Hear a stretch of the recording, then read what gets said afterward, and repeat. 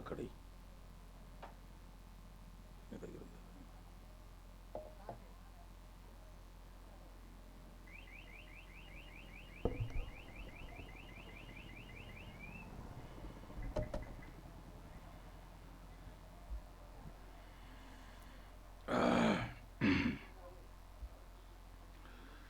ప్రభువును మన రక్షకుడైన యేసుక్రీస్తు వారి శ్రేష్టమైన నామములో చేరి ఉన్న దైవజనులందరికీ, అలాగే స్థానిక సంఘాల నుండి చేరి వచ్చిన పెద్దలందరికీ, సహోదర సహోదరులకు హృదయపూర్వకమైన వందనాలు తెలియజేస్తూ ఉన్నాను.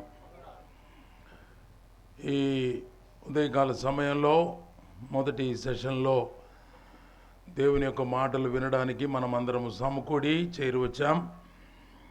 ఆయన మాటలు విని మనము గ్రహించి అనుసరించి ప్రభువును మహింపరుద్దాం. ద్వితీయోపదేశకాండ గ్రంథంలో ఉన్నటువంటి అధ్యాయాలను మనము 3 భాగాలుగా విభాగించి చదువుకోవచ్చు. ద్వితీయోపదేశకాండ గ్రంథము అనేది ధర్మశాస్త్ర గ్రంథం యొక్క రిపిటేషన్. ధర్మశాస్త్ర గ్రంథాన్ని గురించి మనము మొదటి 4 గ్రంథాలలో మోషే భక్తుని ద్వారా దేవుడు ఇశ్రాయేలు ప్రజలకు అందించిన విశేషమైన సంగతులన్నీ ఉన్నాయి. అవే విషయాలు మరలా రిపీట్ చేశారు, అంటే తిరిగి చెప్పారు. కారణం ఏమిటో నేను చెప్పుకున్నాం. మనం ఇశ్రాయేలు ప్రజలు దేవుని మాటలు వినకుండా ప్రయాణాలలో దేవునికి తిరుగుబాటు చేసిన కారణం చేత, పాపము చేసిన కారణం చేత, వారు గుడారాల్లో సణుక్కున్న కారణం చేత, ఎలుగెత్తి ఏడ్చిన కారణం చేత దేవుడు వారి మీద కోపపడి వారి మీదకి అనేకమైనటువంటి తీర్పులు తీసుకొని వచ్చాడు. అంటే ఆ ప్రజలను అరణ్య మార్గములోనే చనిపోయేటట్టుగా చేశాడు. రాయబడిన మాట ఏమిటంటే, వారు అరణ్యములో రాలిపోయిరి అనే మాటలు మనం చదువుతాం. అరణ్యములో రాలిపోయిరి అనే మాటలు మనం చదువుతాము. వారి స్థానంలో దేవుడు మరలా జనాంగాలను పుట్టించాడు.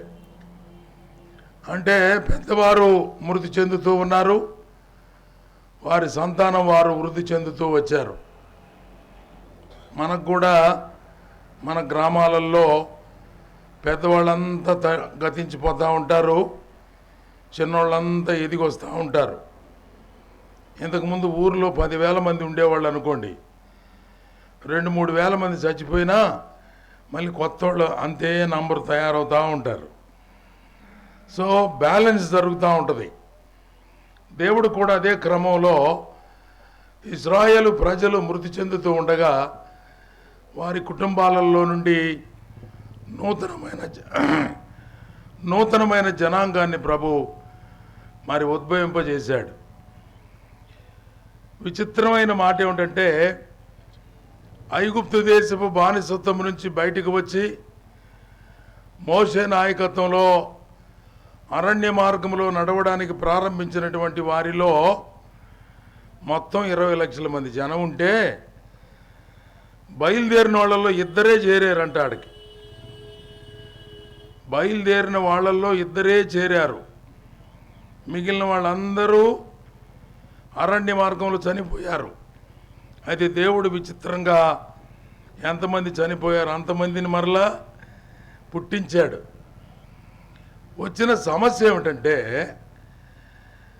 చనిపోయిన వారికి ధర్మశాస్త్ర గ్రంథం తెలుసు, దేవుడు బోధించిన మోషే ద్వారా చెప్పిన సంగతులు తెలుసు, ఎలా నడుచుకోవాలో కట్టడలు విధులు వారు ఎరుగుదురు. కానీ ఇప్పుడు కొత్తగా వచ్చిన జనాంగానికి ఆ మాటలు తెలియవు. అందుకని వారికి న్యాయాధిపతుల గ్రంథంలో ఒక పేరు పెట్టారు, ఎరగని తరం అని. ఏం పేరు పెట్టారు చెప్పండి? ఎరుగని తరం. సోదరులు ఎందుకు ముసుగేసుకుంటున్నారు?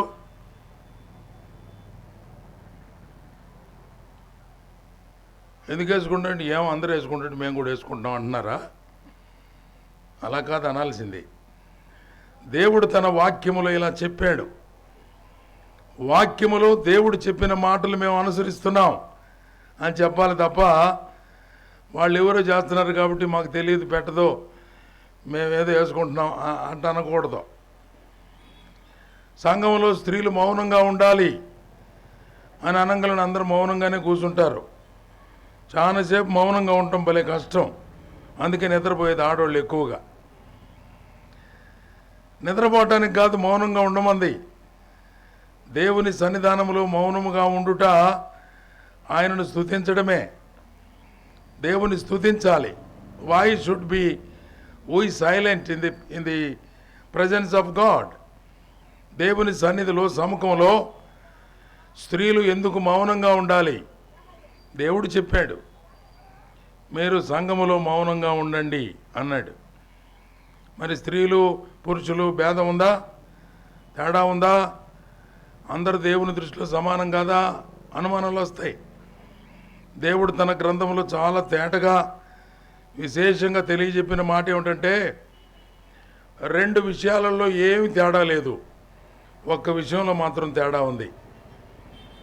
2 విషయాల్లో తేడా ఏమి లేదు దేవుని సముఖంలో.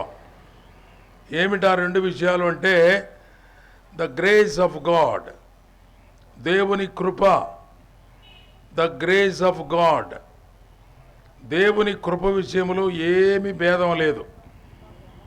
పాపి అయిన మానవుణ్ణి, స్త్రీ అయినా పురుషుడైనా ప్రభు అయిన యేసుక్రీస్తు వారి యొక్క రక్తములో కడుగుట ద్వారా, విమోచించడం ద్వారా మనకు రక్షణ భాగ్యం దొరికింది.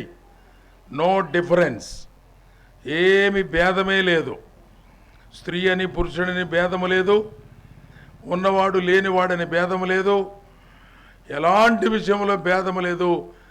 రక్షణ విషయంలో, దేవుని కృప విషయంలో ఏమి భేదం లేదు. గ్రేస్ ఆఫ్ గాడ్, గ్రేస్ అంటే కృప. ఇంగ్లీష్ అక్షరాల్లో గుర్తుపెట్టుకోవటానికి 3 జీలు అనుకుంటే ఈ సమస్యకు పరిష్కారం చాలా తేలిగ్గా దొరుకుతుంది మనకి. మొదటి జీ గ్రేస్ ఆఫ్ గాడ్, రెండవ G glory of God. Glory of God, దేవుని మహిమ. చెప్పండి, రెండవది ఏమిటి? గ్లోరీ ఆఫ్ గాడ్, దేవుని మహిమ. దేవుని మహిమలో స్త్రీలని పురుషులని భేదమేమి ఉండదు. అందరూ పరలోకంలో సమానంగా దేవుని ఆరాధిస్తారు, స్తోత్ర గీతాలు పాడతారు, అందరూ ఏకరీతిగా ఉంటారు. No difference in the glory of God. దేవుని మహిమలో ఏ వ్యత్యాసము ఉండదు. మూడవ జీ ఏమిటంటే, government of the assembly. Government అంటే పరిపాలన లేక దేవుని చట్టం. దేవుని చట్టం విషయంలో మాత్రం దేవుడు చెప్పాడు, స్త్రీలు సంఘములో మౌనంగా ఉండాలి. This is government of the assembly. సంఘం యొక్క పాలన విషయంలో, సంఘములో ఎవరు వాక్యం అందించాలి, ఎవరు నడిపించాలి, ఎవరు పర్యవేక్షించాలి, ఎవరు ఏం చేయాలి అనేటువంటి విషయాలు చాలా తేటగా. ఇవన్నీ తెలుసా తెలియదా? మనకి తెలిసిన వారమా తెలియని వారమా? గుడ్డెత్తి చేలో పడ్డట్టు పోవటమా? వివేకం కలిగి వాక్యం ఎరిగి ఈ విషయాలు మనం అర్థం చేసుకొని నడవాలి. ఎవరైనా అడిగితే కూడా వివరణ చెప్పాలి. దేవుడు ఎందుకు అలా చేశాడు అని ఒకవేళ రెండవ ప్రశ్న వస్తే, తిమోతి పత్రికలో దేవుడు చాలా స్పష్టంగా క్లియర్గా చెప్పాడు. ది ఆర్డర్ ఆఫ్ క్రియేషన్ అంటే సృష్టి క్రమములో ఉన్నటువంటి తేడా చెప్పాడు. మొదట పురుషుడు నిర్మించబడలేదా? ఆ తర్వాత పురుషుని కొరకు స్త్రీ ఏర్పాటు చేయబడలేదా? వీళ్ళల్లో సీనియర్ ఎవరు? పురుషుడే. పురుషుడు మొదట నిర్మించబడి ఆ తర్వాత స్త్రీ నిర్మించబడలేదా? దేవుడే తన భక్తుని ద్వారా ఈ మాటలు తెలియజేశాడు. ఆదాము మోసపరచబడలేదు, అవ్వ మోసపరచబడి అపరాధములో పడెను. అందుకు స్త్రీకి సంఘంలో మౌనంగా ఉండాల్సిన పని పెట్టా అన్నాడు. వివరణ కూడా చెప్పేశాడు. తిమోతి పత్రికలు ఆ మాటలు ఉన్నాయి. వై, ఎందుకు అని కానీ ఒకవేళ ప్రశ్న రైజ్ అయితే దానికి జవాబు కూడా ప్రభు పత్రికల్లో చాలా విశదంగా తేటగా చెప్పాడు. ప్రియమైన వారలారా, తెలియని వారిలాగా మనం బిహేవ్ చేయకూడదు, తెలియని వారి వలె ప్రవర్తించకూడదు. మనము దేవుని వాక్యము తెలిసిన వారమై, ఎరిగిన వారమై, ఆ ప్రకారంగా మనం వాక్యమును అనుసరించి నడుచుకోవాలి. ద్వితీయోపదేశకాండ గ్రంథంలో వాక్యము ఎరగని వారి కోసం రెండవ మారు ధర్మశాస్త్రాన్ని చెప్పవలసి వచ్చింది. ఎరగని తరం, ఆ మాట ఒకసారి చదువుతారా? న్యాయాధిపతుల గ్రంథంలో చూడండి. యెహోషువ గ్రంథం తర్వాత న్యాయాధిపతుల గ్రంథం. న్యాయాధిపతుల గ్రంథం 2వ అధ్యాయం 10వ వచనం చదువయ్యా. ఆ తరము వారందరూ తమ పితరుల యొద్దకు చేర్చబడిరి, అంటే చచ్చిపోయారని అర్థం. పితరుల యొద్దకు చేర్చబడిరి. వారి తరువాత యెహోవానైనా ఆయన ఇశ్రాయేలు కొరకు చేసిన కార్యములైన ఎరుగని తరం ఒకటి వచ్చింది. అందుకు వీరి కోసమై దేవుడు మరలా ధర్మశాస్త్రాన్ని మోషే ద్వారా రెండవ మారు ప్రకటించవలసిన అవసరత ఏర్పడింది అన్నమాట. రైట్. ఈ ద్వితీయోపదేశకాండ గ్రంథానికి ఒక విశిష్టత ఉంది. అదేమిటంటే, క్రొత్త నిబంధనల్లో దీంట్లో ఉన్న రెఫరెన్స్లు చాలా ఉంటాయి.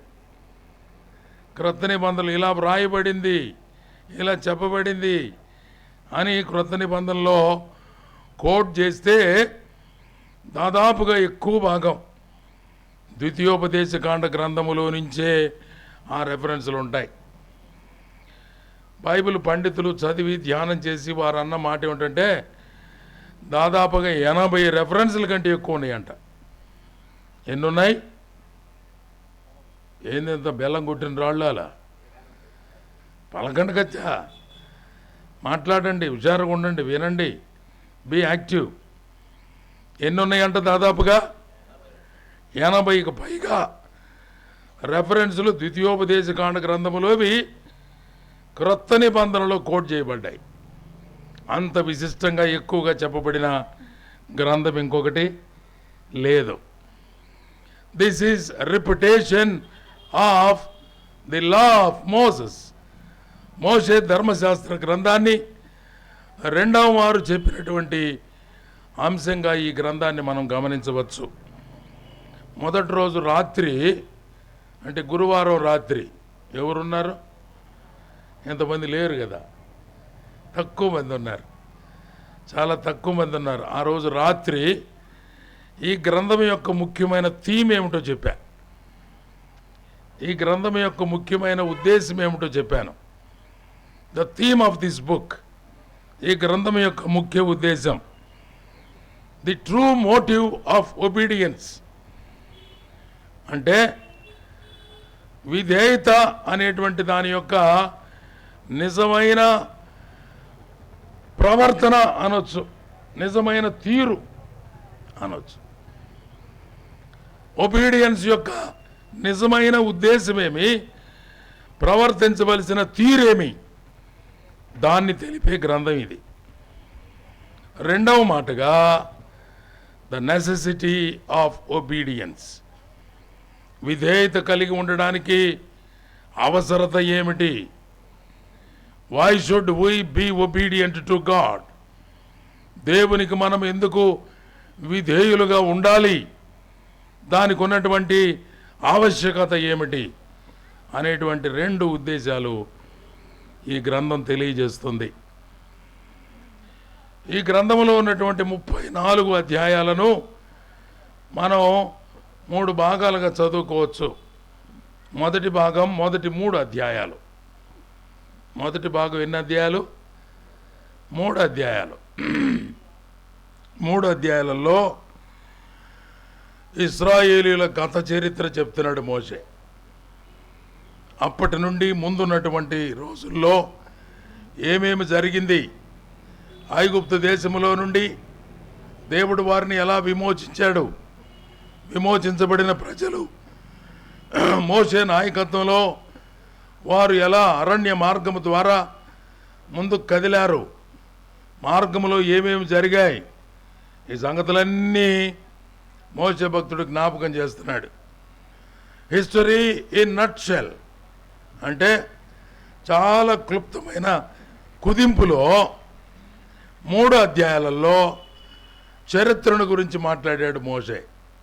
ఆ తర్వాత 4వ అధ్యాయం నుండి 26వ అధ్యాయం వరకు, 4వ అధ్యాయం నుండి 26వ అధ్యాయం వరకు వాక్యం చెప్పేవాళ్ళు కూడా పెన్న పెట్టడం అలా. సరే, వాక్యం చెప్పిన వాళ్ళు ఎట్లా ఉరిమి చూస్తుంటారు, అది వేరే సంగతి. కనీసం వాక్యం చెప్పి సంఘాలు నడిపించే పెద్దలు, సేవకులైన వారైనా ఈ మాటలు చెప్తున్నప్పుడు నోట్ చేసుకొని వాటిని జాగ్రత్తగా నెమరు వేసుకోవాల్సిన అవసరం ఉందా లేదా? ఉందా లేదా? అదన్నా చెప్పండి. ఉందా? ఉంటే మరి మీరు రాసుకోరే. వారి గురించి చూస్తారు. ఎవరు ఒక ఆయన ఎవరు అన్నారులే, ఒక బోధకుడు అంటున్నాడు, స్పీకర్స్గా వేసిన వాళ్ళల్లో ఎవరు బాగా చెబుతారో పరీక్ష చేయడానికి వస్తారంట చాలా మంది. ఆయన బాగా చెప్పాడా, ఈయన బాగా చెప్పాడా, ఈయన బాగా చెప్పాడా, మాకు పరీక్షకు పెట్టడానికి వచ్చారా మీరంతా? మనలను మనం పరీక్ష చేసుకోవాలి. ప్రతి ఒక్కరూ మనం ఏ స్థాయిలో ఉన్నామో వాక్యమైన అర్థం ముందు పరిశీలన చేసుకోవాలి. అవసరమైన దిద్దుబాటు చేయాలి, అవసరమైన మెరుగులు దిద్దుకోవాలి. మనం ఆశీర్వదించబడాలి, మేలు పొందడం కోసం దేవుని వాక్యం. కానీ ఇతరులను జడ్జి చేయడానికి కాదు, ఇతరులకు మార్కులు వేయటానికి కాదు. చాలామంది ఏం చెప్పారు కాదు, ఎట్ట చెప్పారు ఇది కావాలి. దేవుడు ఏం మాట్లాడుతున్నాడు కాదు, ఈ చెప్పిన ఆయన అట్ట చెప్పాడు కదా. ఇటు తయారైంది లోకం, లోకం తయారైంది, విశ్వాసులు కూడా ఇట్లా తయారయ్యారు. విశ్వాసులు అలా తయారు కాకూడదు. ఒక సామాన్యమైన మనిషి నిలబడి మాట్లాడినా, పండితుడు మాట్లాడినా, పామరుడు మాట్లాడినా, నిలబడ్డ వాళ్ళు ఎవరు మాటలు మాట్లాడాలి? దేవుని మాటలు మాట్లాడాలి. గాడిద మాట్లాడినా కూడా ఎవరు మాటలు మాట్లాడాలి? దేవుడు మాటలు మాట్లాడాలి. అంతే. అది గాడిదైనా సరే, గాడిద బిలాముతో అంది, మానవ స్వరంతోనే అంది. ఏమని? ఎందుకు నన్ను కొడుతున్నావు నన్ను అంది. వాడికి మైండ్ పోయింది. ఇదేందిరా మాట్లాడుతుంది గాడిద, ఎందుకు కొడుతున్నావు? నీ దగ్గర ఇన్ని దినాలు నేను సేవ చేయలేదా? ఎప్పుడన్నా నీకు అడ్డం తిరిగానా? ఎప్పుడన్నా ఇబ్బంది పెట్టానా? ఎప్పుడన్నా బాధపరిచానా? నేను గోళ్ళకేసి ఒత్తుతున్నానని నా మీద కోపడుతున్నావే, నీ కనబడింది నాకు కనపడుతుంది. దేవుని దూత ఖడ్గం ధరించి ఎదురుగా నిలబడి ఉంటే భయం లేకుండా ఎట్టపోయేది నేను ఎదురుగా.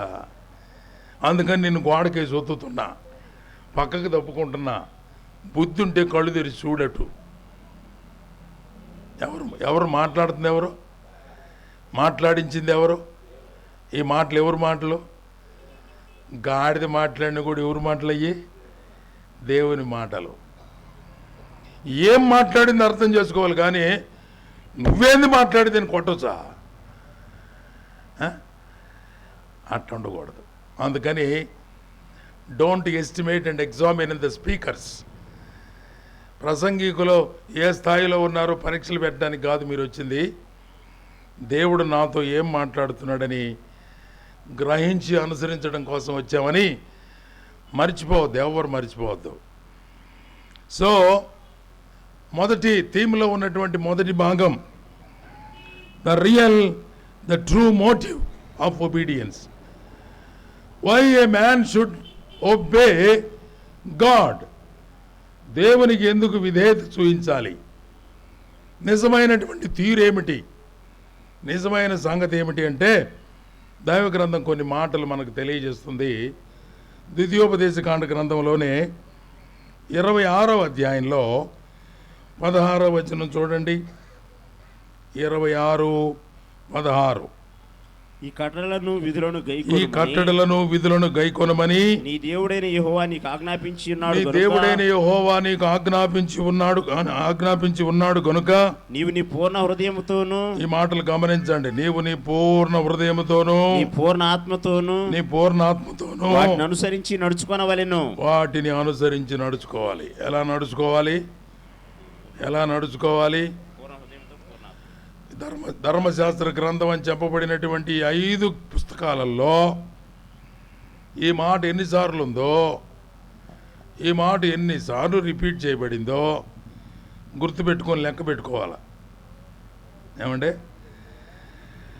మోషేకి ఇచ్చినటువంటి 10 ఆజ్ఞలలో దేవాది దేవుని గురించి చెప్పబడినటువంటి మొదటి ఆజ్ఞ ఇదే. ఇది ఎన్నిసార్లు రిపీట్ చేయబడిందో ఆడ చూసినా ఇదే కనపడుతుంటుంది కదా, అవునా? ఎన్నిసార్లు ఉంది? ఎవరు చదివారు? ఎవరు లెక్క పెట్టారు? వచ్చినప్పుడు చదువుకోవటమే కానీ లెక్కించి ఇన్ని అని మనం ఎప్పుడు కూడా గుర్తుపెట్టుకోవటంలా. జేబులో డబ్బులు ఎంత ఉన్నాయి? 1000 రూపాయలు ఉన్నాయో, 2000 ఉన్నాయో, 5000 ఉన్నాయో తెలుసా తెలీదా? ఖచ్చితంగా తెలుసు. ఒకవేళ పొరపాటున అనుమానం వచ్చిందనుకో మళ్ళీ తీసి లెక్క పెట్టుకుంటాం. We should know what we possess. మన జేబులో ఎంత ఉందో తెలుసుకోవడానికి మాత్రం ఏమి వెనకాడం. అంతేనా? అన్న ఇగో 10,000 అని ఒక ఆయన నా చేతికి ఇచ్చాడు, నేను లెక్క పెట్టుకోకుండా జేబులో పెట్టుకున్నా. ఆయన లెక్క పెట్టుకన్నా అంటున్నాడు. అరే ఉంటాయిలే నువ్వు 10,000 లెక్క పెట్టించావు కదా అని అంటే మళ్ళీ ఆయన అన్నాడు, తక్కువ ఉంటే అట్టన్నా అన్నాడు. పర్వాలేదులే, ఏమైంది, ఒక కాగితం తగ్గితే అంతే కదా, ఒక 500 తగ్గుతుందేమో, ఓకే, ఏముంది, ప్రాబ్లం ఏముంది అందులో అంటే పర్వాలా అన్న, ఎక్కువ ఉంటాయేమో చూడన్న అంటున్నాడు మళ్ళీ.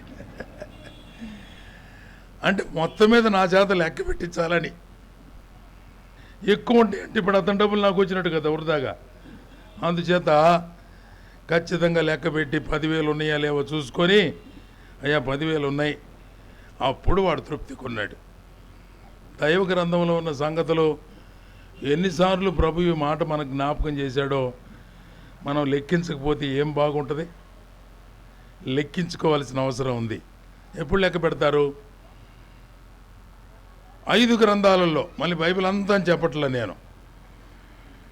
ఒకవేళ ఆది కాండంలో ఆడని చెప్పాడా, నిర్గమాకాండ గ్రంథంలో మొదలుపెట్టాడా కదా, నిర్గమాకాండ గ్రంథం, లేవియాకాండ గ్రంథం, సంఖ్యాకాండ గ్రంథం, ద్వితీయోపదేశకాండ గ్రంథం, వీటిల్లో ఎన్ని పర్యాయాలు ఈ మాట దేవుడు ప్రస్తావించాడు? 16వ వచనం మరలా చదువుదాం. 26వ అధ్యాయం 16వ వచనం, ఈ కట్టడలు విధులను గైకొనమని నీ దేవుడైన యెహోవా దేవుడు నీకు ఆజ్ఞాపిస్తున్నాడు. It is not a request. అదేది నిన్ను బతిమలాడుకోవటంలో, అయ్యా ఎట్టొకటి నడవండ్రా, ఇట్ట బాగుపడతారా బతిమలాడట్లా. ఆయన ఏం చెప్తున్నాడు? ఎండలో ఉన్నవాళ్ళు కొంచెం నీళ్ళలోకి రండమ్మా, ప్లీజ్ కమెంట్ టు షేడ్. ఎండలో ఉన్నవాళ్ళు 5 నిమిషాల కంటే ఎక్కువ వినలేరు. అమ్మా మీరు కూడా వెనక్కి సర్దుకోండి. ఎండలో ఉన్నవాళ్ళు సర్దుకొని కూర్చోవాలా. ఆందుని ఎండలో మూర్ఖం కూర్చోబాకండి. ఏంటంటే మీటింగ్లకి పోయినాక జ్వరం వచ్చింది అంటారు. మళ్ళీ మీటింగ్ల వలన కాదు జ్వరం వచ్చేది, మీరు అనవసరంగా ఎండలో కూర్చున్నందు వలన వచ్చే జ్వరం అది. రైట్. ఎండగా ఉన్నవారు, బరాయించడం కష్టం అనుకున్న వాళ్ళు సర్దుకొని నీళ్ళకు రండి, ఏమి ఇబ్బంది లేదు. దేవుడు మనకు ఆజ్ఞాపిస్తున్నాడు. God is commanding. దేవుడు ఆజ్ఞాపిస్తున్నాడు. ఆయన విధులు, ఆయన కట్టడలు, ఆయన ధర్మశాస్త్రాన్ని మనము అనుసరించి నడుచుకోవాలి. ఎలా? పూర్ణ హృదయముతో పూర్ణ ఆత్మతో వాటిని అనుసరించి నడుచుకోవాలి. పూర్ణ హృదయంతో పూర్ణ ఆత్మతో వాటిని అనుసరించి నడుచుకోవాలి. మన తీరు ఇలా ఉండాలి. దేవునికి విధేయత చూపించాలి. ఎలాగునా? పూర్ణమైన రీతిలో, విత్ ఆల్ యువర్ హార్ట్, హృదయపూర్వకంగా, మనపూర్వకంగా దేవునికి విధేయత చూపించాలి. ఆయన కట్టడలకు విధేయత చూపించాలి. యెహోషువ గ్రంథం 1వ అధ్యాయం 8వ వచనం చూడండి. యెహోషువ గ్రంథం 1వ అధ్యాయం 8వ వచనం. ఈ ధర్మశాస్త్ర గ్రంథమును నీవు బోధింపక తప్పిపోకూడదు, నీవు బోధించకుండా తప్పిపోకూడదు. దానిలో వ్రాయబడిన వాటన్నిటి ప్రకారముగా చేయుటకు నీవు జాగ్రత్త పడినట్లు దివారాత్రము దాన్ని ధ్యానించిన ఎడల నీ మార్గమును వర్ధిల్ల చేసుకొని చక్కగా ప్రవర్తించెదవు. నీ మార్గం వర్ధిల్లాలంటే ధర్మశాస్త్ర గ్రంథాన్ని నువ్వు జాగ్రత్తగా ధ్యానించాలి. ధ్యానించడం అంటే ఏంటి అర్థం? ఇంగ్లీష్లో meditation. Meditate the word of God and the law of Moses. మోసే నీకు ఇచ్చిన ధర్మశాస్త్రాన్ని నీవు ధ్యానించాలి. కీర్తనకారుడు 1వ కీర్తనలో చెప్పాడు, 3వ వచనం ఏమన్నాడు? యెహోవా ధర్మశాస్త్రమునందు ఆనందించుచు దివారాత్రము దానిని ధ్యానించువాడు ధన్యుడు. ధ్యానించడం కూడా ఎప్పుడంట? దివారాత్రము దాన్ని ధ్యానించాల. ఈ మాట చెబుతామంటే మా సంఘంలో ఒక అమ్మాయి సహోదరి అంది, దివారాత్రం ధ్యానించేటట్టు కుదిరిద్దన్నా అని అనుమానం వచ్చిందనమాట ఆమెకి. దివారాత్రం అంటే అర్థమేమి? పగలు రాత్రి, రేయింబగళ్ళు, ఆల్వేస్, నిరంతరం అని అర్థం. దేవుని వాక్యాన్ని అన్ని వేళలా ధ్యానించండి అంటే అనిపిస్తుంది. అంటు తోముకోవద్దా, అన్నం వండొద్దా, బట్టలు ఉతుకొద్దా, ఇంట్లో పనులు చేయొద్దా, నిద్రపోవద్దా, వేరే సంగతులు ఏమి లేవా? కుటుంబం కదా మాది. మేమందరం పిల్లలతో, భర్తతో, భార్యతో ఉండాలి కదా. దివారాత్రం దేవుని వాక్యం ఎలా ధ్యానిస్తారు? ధ్యానించాలి అంటున్నాడు దేవుని సేవకుడు. అంటుంటే వాళ్ళు అంటున్నారు కోపంగా, మీకు కుదిరిద్దిలేండి, మాకేడు కుదిరిద్దే. ఎవరికి కుదిరిద్ది అంటే ఇది దేవుని సేవకులకి ఇదే పనిలో ఉంటారు కాబట్టి మీరు ధ్యానించగలరు. ధ్యానించడం అంటే చేతులతో చేసే పని, కళ్ళతో చేసే పని. హృదయంలో ఆ మాటలు నిత్యము తలంచుకోవడమే. హృదయంలో ఆ మాటలు తలంచుకోవడమే. ధ్యానించడం అంటే ఏం చెప్పండి? ఆలోచించడమే. హృదయంలో ఆ మాటలు తలపోసుకోవడమే. అవునా? బర్రె మేత మేసి వచ్చి కూర్చొని పండుకొని ఓరక నెమరేస్తూ ఉంటుంది, నవ్వులుతూ ఉంటుంది. నిలబడాల్సిన పనిలే, కళ్ళు తెరుచుకోవాల్సిన పనిలే, ఎవరిని చూడాల్సిన పనిలే, వేరే ఏమి లేదు. కళ్ళు మూసుకొనే ఉంటుంది. నెమరు వేయటం ఎట్టనో చిన్నప్పుడు పాఠాల్లో చెప్పారు మాకు. తిన్న ఆహారం గడ్డి ఉండలుగా ఉంటుందంట, లోపల ఒక కొండట్టు పైకి తెచ్చుకుంటుందంట, ఓ అనంగులను బయటకు వచ్చిందంట. దాన్ని చిన్నగా నవ్వులుతూ ఉంటుందంట. నోటిలో జీర్ణమైందాక నవ్వులుతుంది. దాన్ని నెమరు వేయటం అంటారు. ధ్యానించడం అంటే అర్థమేమి? దేవుని దాసులో గంటసేపు వాక్యం చెప్పారు. కొన్ని సంగతులు మీ మనసులో పెట్టుకున్నారు, హృదయంలో పెట్టుకున్నారు. వాటిని నెమ్మదిగా జ్ఞాపకం తెచ్చుకొని నెమరు వేయాలి. అర్థమైందాకా, జీర్ణమైందాకా ఆలోచన చేసుకోవాలి. ఆలోచన చేయాలి. ఆలోచన చేయడానికి ఏమైనా ఇబ్బందులు ఉంటాయా? ఏమి ఇబ్బందులు ఉండవు. మీకు అర్థం కావడానికి ఒక మాట చెప్తా. ఇంతకుముందు కూడా చెప్పా ఒకసారి, నాకు గుర్తుంది.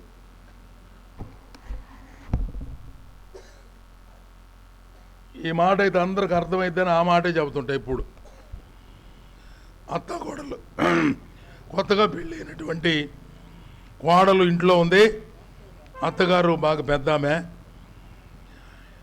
పక్కింటి ఆమెతో మాట్లాడుతా కొత్త కోడళ్ళ గురించి ఒక చిన్న మాట అనేసింది. ఏమందంటే, ఈ పిల్ల ఒట్టి పనికి మాలిన పిల్లమ్మా అని అంతే. పనికి మాలిందంటే ఏం తప్పు చేసిందని అర్థం చెప్పడమ్మ, తెలిసిన వాళ్ళు. పని సరిగ్గా చేయటం లేదని, అదేందో చెప్పొచ్చుగా. ఇల్లు సరిగ్గా కొట్టడం లేదనో, అంట్లు సరిగ్గా గడగటం లేదనో, భోజనం వండటం రావడం లేదనో, వడ్డించడం తెలియలేదనో, శుభ్రం చేయడం రాదేనో, మాట్లాడడం తెలియదేనో, ఏదో పెక్యులర్గా పర్టికులర్గా ఉన్న మాట చెప్పాలా. అన్నిటికి కలిసి వచ్చేటట్టు ఒకే మాట వేసేసింది. ఏమంది చెప్పండి. మరి మామూలు సంగతులు కూడా చెప్పమంటే చెప్పలేదు మీరు. ఏమంది? పనికి మాలింది మాకు వాళ్ళు అంది. అనంగులోని ఈ అమ్మాయికి పాపం కొత్త అమ్మాయి కదా, భలే దిగులు వచ్చింది. మా అమ్మ ఎప్పుడు అనలేదు నన్నింట. మా అమ్మ మంచిది అంటదంట వాళ్ళ అమ్మ. ఎప్పుడు మా అమ్మాయి భలే చేస్తుంది అంటదంట. అదేమో అమ్మగారింటి దగ్గర, అత్తగారింటి దగ్గర ఇట్లాంటి వస్తుంటే ఈ మాటలో, ఈ మాట మనసులో పెట్టుకొని బాధపడుతుంది పాపం, భలే బాధపడుతుంది. కొత్తగా పెళ్ళైన వాళ్ళు, పొలం పనులకు పోయేవాళ్ళు. ఈ అమ్మాయి కూడా గబగబా రెడీ అయ్యి క్యారేజీలో అన్నం పెట్టుకొని పొలం పనికి వెళ్తూ ఉంది. కొంతమందితో కలిసి వెళతా కళ్ళ నిండా నీళ్లు, కన్నీళ్ళు కారుతా ఏడుచుకుంటూ పోతుంది పొలం. చూసిన వాళ్ళు అడిగారు, ఏందమ్మా ఏడుస్తున్నా? కొత్తగా పెళ్ళైన పిల్లవే, పనికి రావడం ఏమైనా ఇబ్బందిగా ఉందా? పనికి రావడం ఏమన్నా ఇబ్బందిగా ఉందా?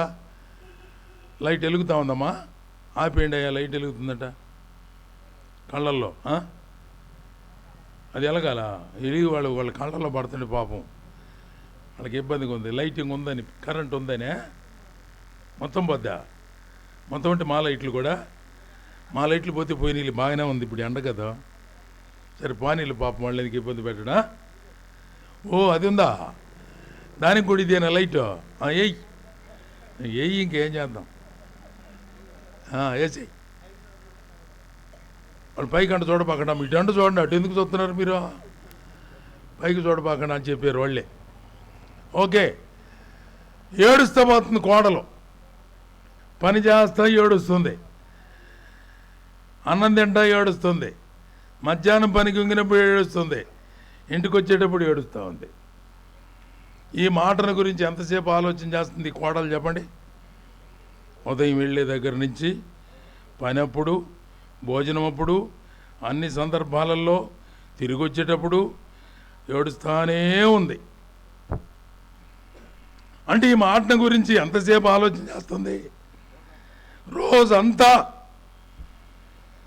రోజంతా పనే ఆపల, అన్నం తింటాం ఆపల, కోతకు వస్తూనే ఉంది, అన్ని పనులు చేస్తూనే ఉంది. ఇది మాత్రం మాటల మనసులో ఉంది. ధ్యానించడం అంటే ఇదే. ఒక విషయాన్ని గురించి నిరంతరము ఆలోచన చేయటమే, ఏమి లేదు. Okay, right, thank you. రోజంతా దీని గురించి ఆలోచన చేయటమే, రాత్రంతా దీని గురించి ఆలోచన చేయటమే.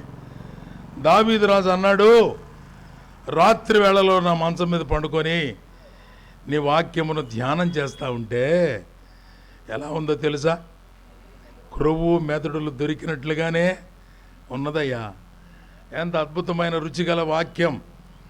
వాక్య ధ్యానం చాలా ప్రధానమైంది. ఏం చెప్తున్నాడు? నీ ధర్మశాస్త్ర గ్రంథమును నువ్వు నిరంతరము దివారాత్రులు ధ్యానించాలా, అందులో వ్రాయబడిన మాటలన్నిటి ప్రకారం నడుచుకోవాలా. కారణం ఏమిటి? దేనికోసం? The true motive of obedience. నీవు నిజమైనటువంటి పద్ధతిలో దేవునికి లోబడడం ద్వారా కలిగేటువంటి సంగతి ఏమిటో తెలుసా? దేనికోసం దేవుడు ఉద్దేశించాడో తెలుసా? అదేమిటంటే నీ జీవితంలో వర్ధిల్లాలి, నీ మార్గమును వర్ధిల్ల చేసుకోవాలి, నీవు చక్కగా ప్రవర్తించాలి, నీ జీవితంలో అభివృద్ధి వర్ధిల్లుట, ఇవన్నీ కనబడడం కోసమే దేవుడు వాక్యాన్ని అనుసరించమని చెప్తున్నాడు, వాక్యానికి విధేయులు కమ్మని చెప్తున్నాడు, వాక్యానికి లోబడండి అని చెప్తున్నాడు. సమూయేలు మొదటి గ్రంథం 15వ అధ్యాయం 22వ వచనం చూడండి. సమూయేలు మొదటి గ్రంథం 15వ అధ్యాయం 22వ వచనం మనం ఎరిగిన మాటే. అందుకు సమూయేలు తాను సెలవిచ్చిన ఆజ్ఞను ఒకడు గైకొనుట వలన యెహోవా సంతోషించునట్లు ఒకడు దహన బలులను అర్పించుట చేత ఆయన సంతోషించునా. ఆలోచించుము. బలులు అర్పించుట కంటే ఆజ్ఞ గైకొనుటయు, క్రొవ్వు అర్పించుట కంటే మాట వినుటయు శ్రేష్టము. మాటకు లోబడటం, ఆజ్ఞకు లోబడటం శ్రేష్టమైన సంగతి. దేనికంటే? బలులర్పించే దానికంటే,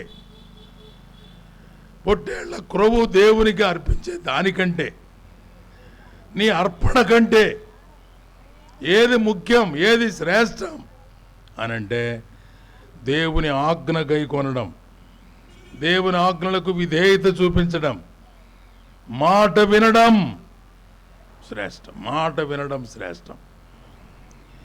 obeying the word of God, దేవుని మాటకు విధేయత చూపించడం అది శ్రేష్టమైన సంగతి. The best thing in your life is obeying God's word. నీ జీవితంలో అతి శ్రేష్టమైన అంశం ఏమిటి అంటే దేవుని మాటకు విధేయత చూపించడమే శ్రేష్టమైనటువంటి సంగతి. ప్రియులారా, ఈ మాట మనం గమనించాలి. ఇర్మియా గ్రంథం 7వ అధ్యాయం 23వ వచనంలో కూడా ఒక మాట గమనించండి. శ్రేష్టమైన దాని గురించి దేవుడు తెలియజేస్తున్నాడు. ఇర్మియా 7:23, ఏదనగా నా మాటలు మీరు అంగీకరించిన ఎడల నేను మీకు దేవుడినయ్యుందును, మీరు నాకు జనులై ఉంటారు, మీకు క్షేమం కలుగునట్లుగా నేను మీకు ఆజ్ఞాపించిన మార్గం అంతటి యందు మీరు నడుచుకోవాలి. నేను మార్గం మీకు నిర్దేశిస్తున్నా, మార్గాన్ని మీకు బోధిస్తున్నా. ఆ మార్గం ప్రకారంగా మీరు నడుచుకోవాలి. విధేయత చూపించాలి. దేనికోసం? క్షేమం కోసం, మేలు కోసం, అభివృద్ధి కోసం. దేవుడు తన ప్రజల యొక్క క్షేమం, మేలు, అభివృద్ధి, స్థిరత, ఆశీర్వాదం, వృద్ధి కలగడం కోసమే ఆయన విధేయులుగా ఉండమని తెలియజేస్తున్నాడు. ఎంత అద్భుతమైనటువంటి మాటలు అవి.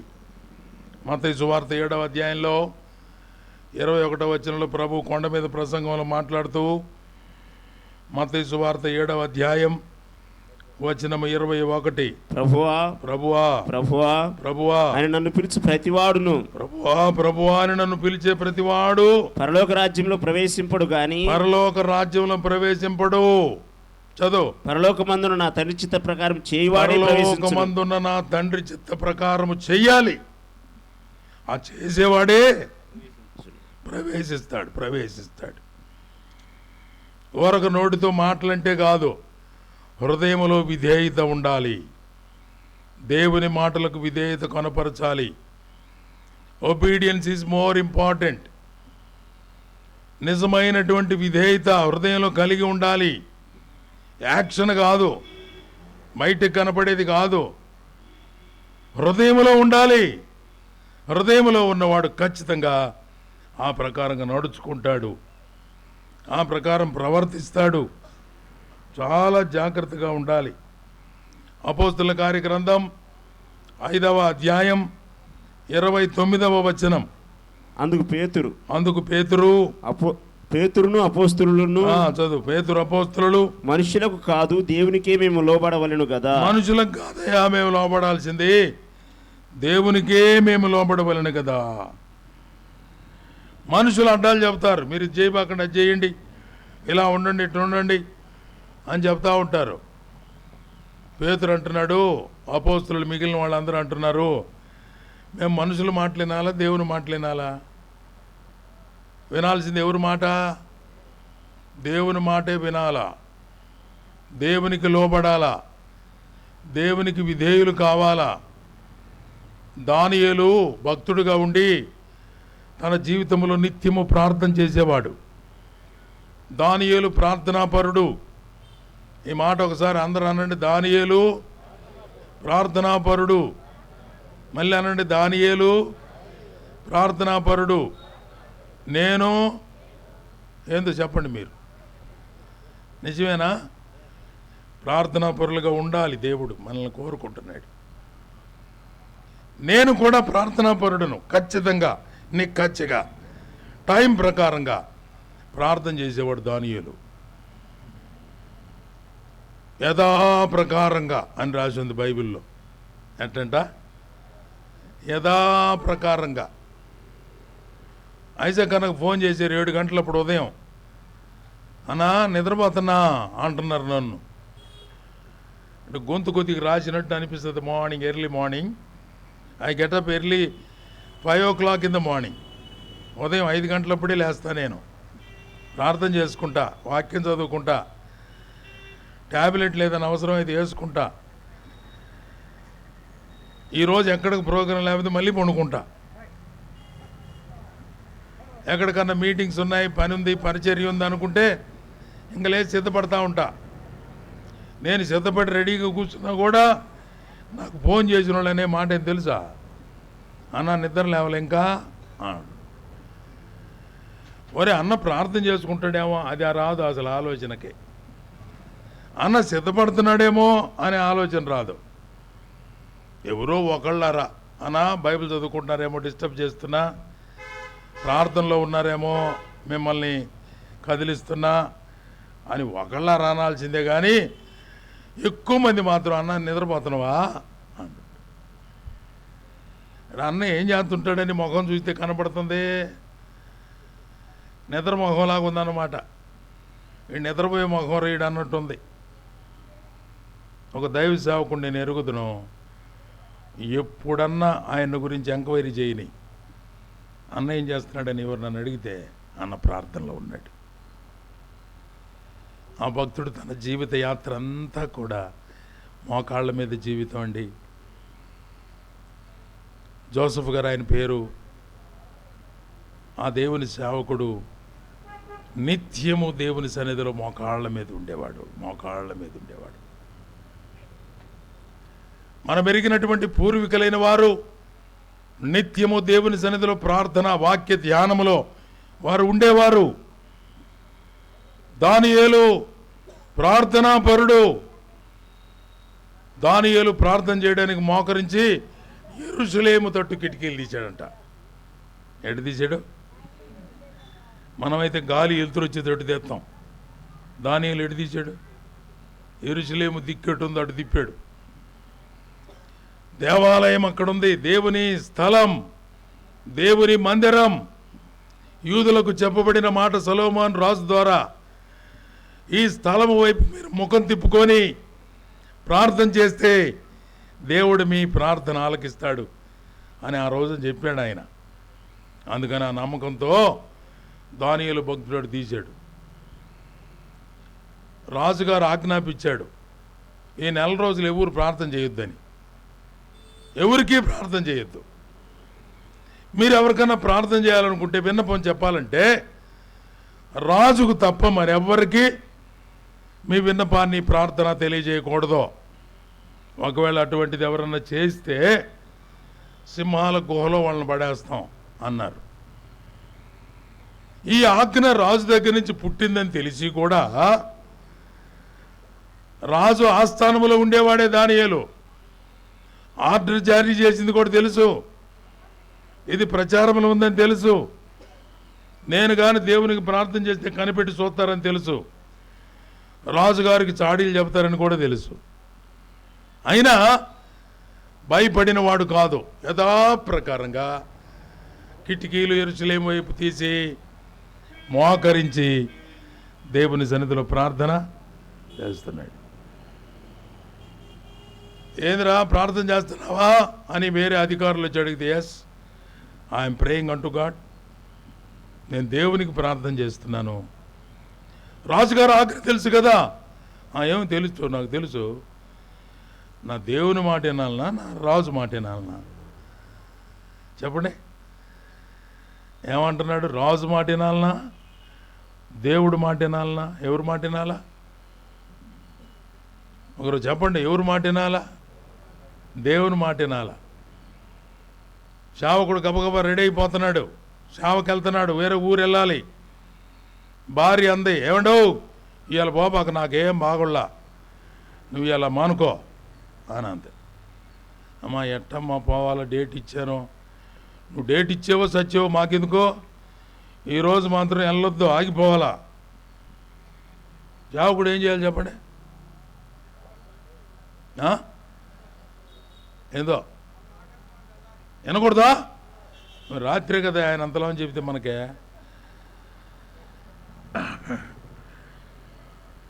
దేవుని మాట కంటే వేరే మనుషుల మాట గొప్పేమీ కాదు. అది ఎవరైనా, అది భార్య అయినా, భర్త అయినా, రాజు అయినా, అధిపతి అయినా, మరి ఎవరైనా దేవుని తర్వాతే కానీ దేవుని కంటే ముందెవరు లేరు. ఈ సత్యాన్ని పేతురు అంటున్నాడు. ఏమన్నాడు పేతురు? మేము దేవుని మాట వినవలెనా, మనుషుల మాట వినాలనా? చెప్పండి, ఎవరి మాట వినాలి మనం? దేవుని మాట వినాలి. Let us be obedient unto God alone. దేవునికి మాత్రమే మనం విధేయులం కావాలి, విధేయులం కావాలి, విధేయులం కావాలి. ప్రియమైన వర్లరా, చాలాసార్లు మనుషులను దేవుని కంటే ఎక్కువగా ఆలోచించి దేవుని స్థానములో మనుషులను పెట్టి దేవుడు చెప్పిన మాట కంటే మనుషులు చెప్పిన మాటే గొప్పని, వాళ్ళ మాట వినకపోతే మేమంతా అవుట్ అయిపోతామన్నా ఏం లాభం లేదు, వినాలా. దేవుడు ఏం వద్దని అడిగి వీళ్ళు ఏం చేయమంటున్నారు, ఎవరి మాట వినాలా? ఏడే కాంప్రమైజ్ అయిపోయేది సంఘాలలో, కుటుంబాలలో, వ్యక్తిగత జీవితాలలో.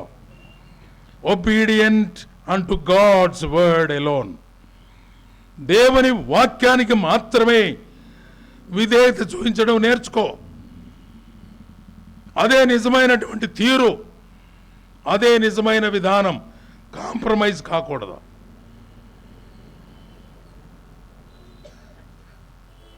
పౌలు భక్తుడు అన్నాళ్లే,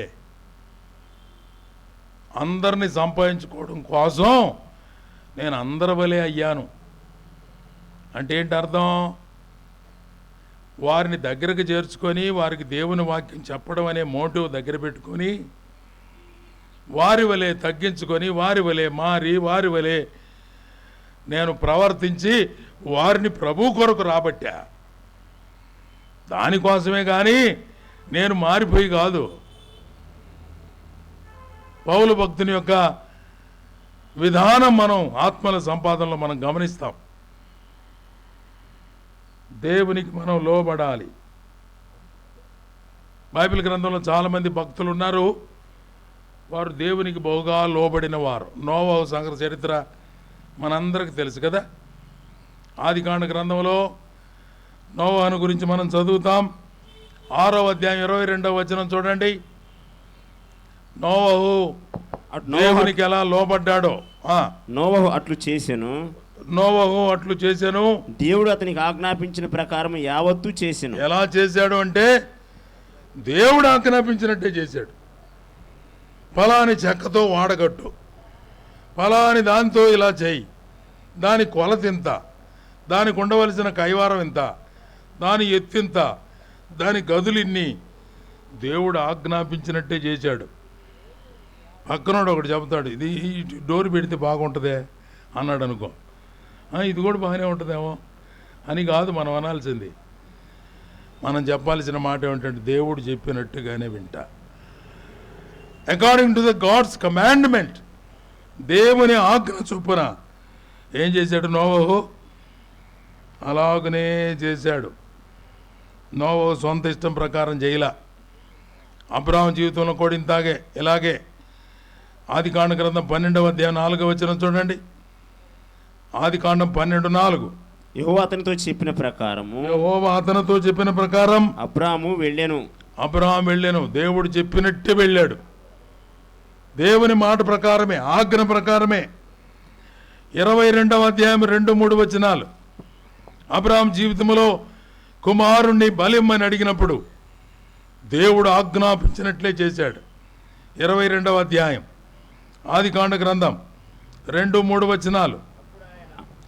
నీకు ఒక్కడయ్యున్న నీ కుమారుని, నీకు ఒక్కడయ్యున్న నీ కుమారుని అనగా నీవు ప్రేమించు ఇస్సాకును తీసుకొని మోరియా దేశమునకు వెళ్ళి అక్కడ నేను నీతో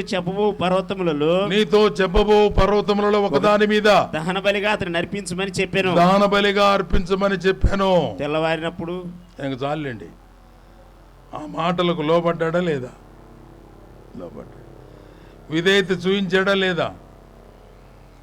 ఆయన ఎందుకైనా మంచిది చారమ్మని అడిగి పోదాం అనుకున్నాడా?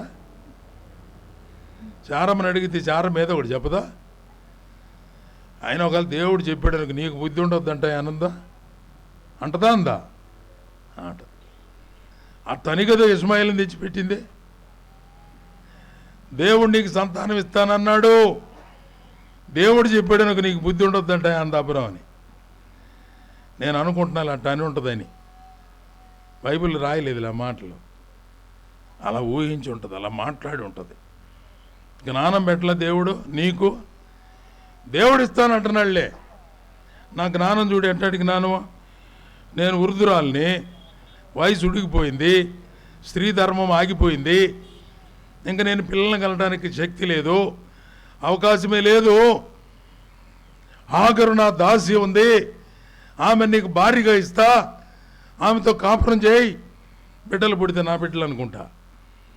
ఇంత మాత్రం తెలివి లేకపోతే ఎట్టా మగవాళ్ళకే అని అందామె. దేవుడు చెప్పిన మాట వినలా. ఆ విషయంలో పొరపాటు చేశాడు. కుమారుడు జన్మించాడు.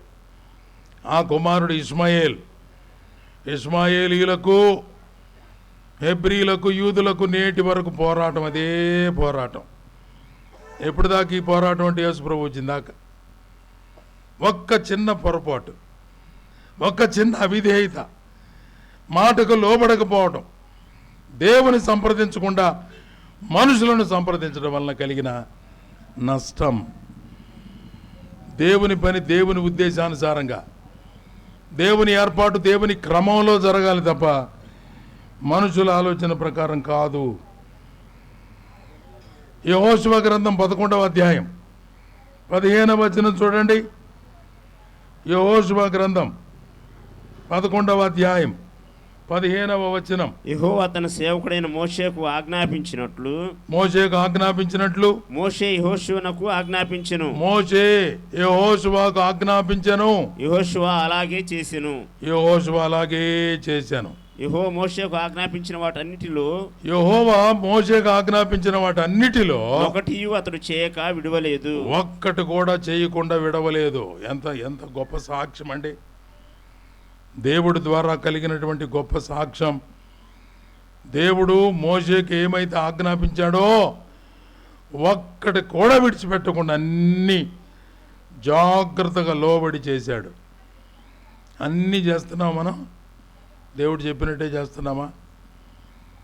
చిన్న చిన్న విషయాలలో కాంప్రమైజ్ అవుతూ ఉంటాం. That is not true motive of obedience. అది నిజమైనటువంటి తీరు కాదు. విధేయతగా ఉండడానికి నిజమైనటువంటి ప్రవర్తన అది కాదు.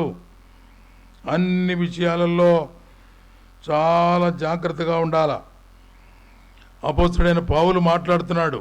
అపోస్తుల కార్యగ్రంథం 26వ అధ్యాయం 19వ వచనం చూడండి. అపోస్తుల కార్యగ్రంథం 26:19. కాబట్టి అగ్రిప్పరాజా ఆకాశం నుండి కలిగిన దర్శనమునకు నేను అవిధేయుడను కాక మొదట దమస్కులోని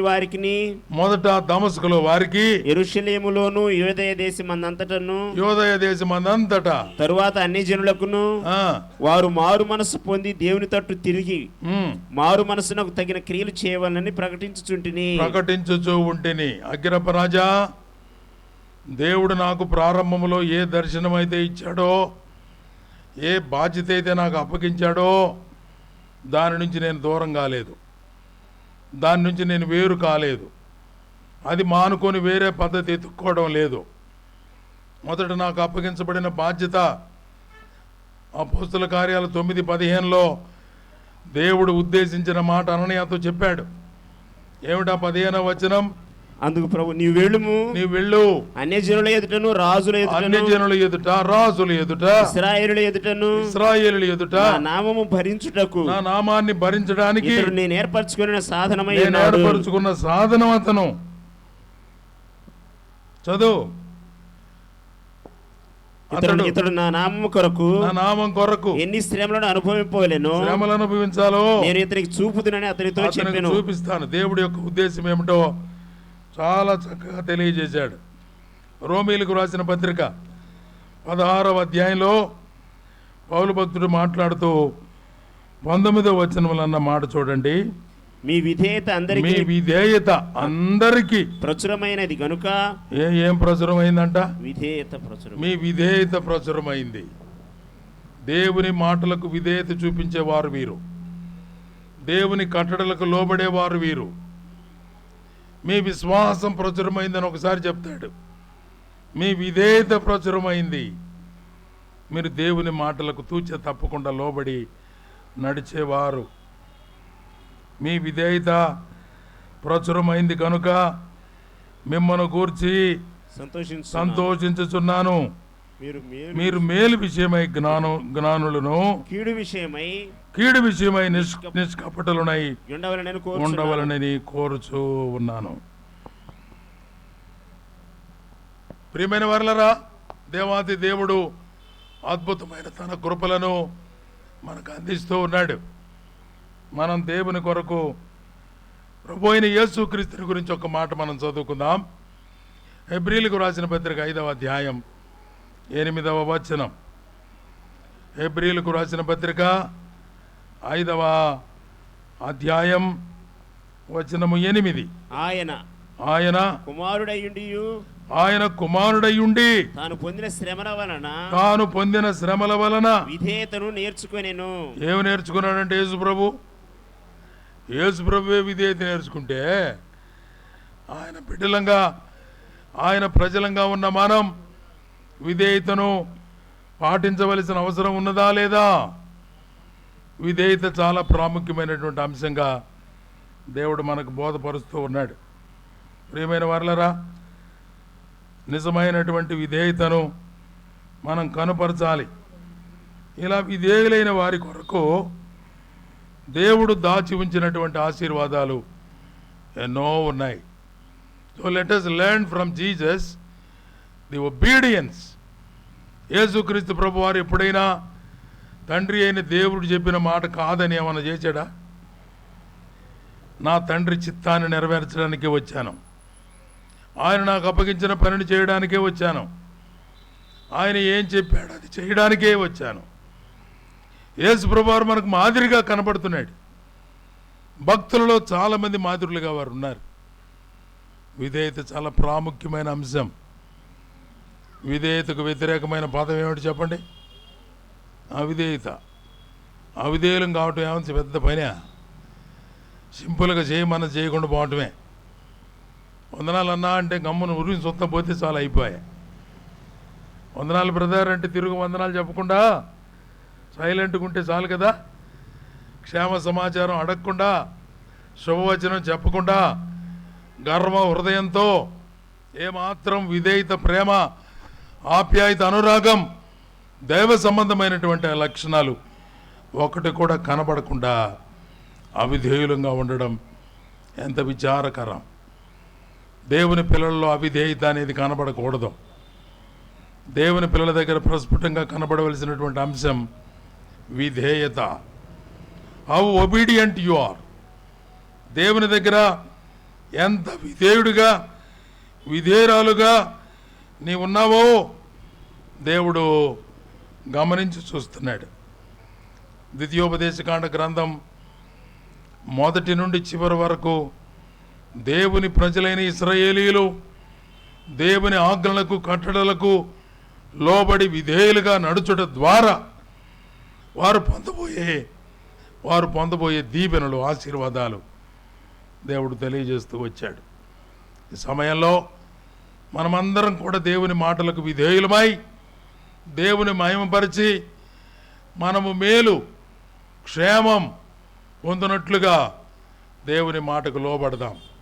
ప్రభు ఈ తలంపులను మన కొరకు ఆశీర్వదించునుగాక. చిన్న మాట ప్రార్థన.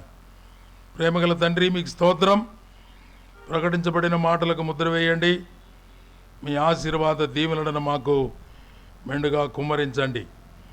తర్వాత వాక్యం అందించే మీ దాసులను రెండంతల ఆత్మచేత నింపి శ్రేష్టమైన సందేశాలతో మా హృదయ తృష్ణ తీరుస్తారని, చేరి వచ్చిన ప్రజలందరిని బట్టి మీకు వందనాలు చెల్లిస్తూ దీవించమని యేసు ప్రభు నామములో ప్రార్థించి వేడుకుంటున్నాం తండ్రి. ఆమేన్. ఆమేన్.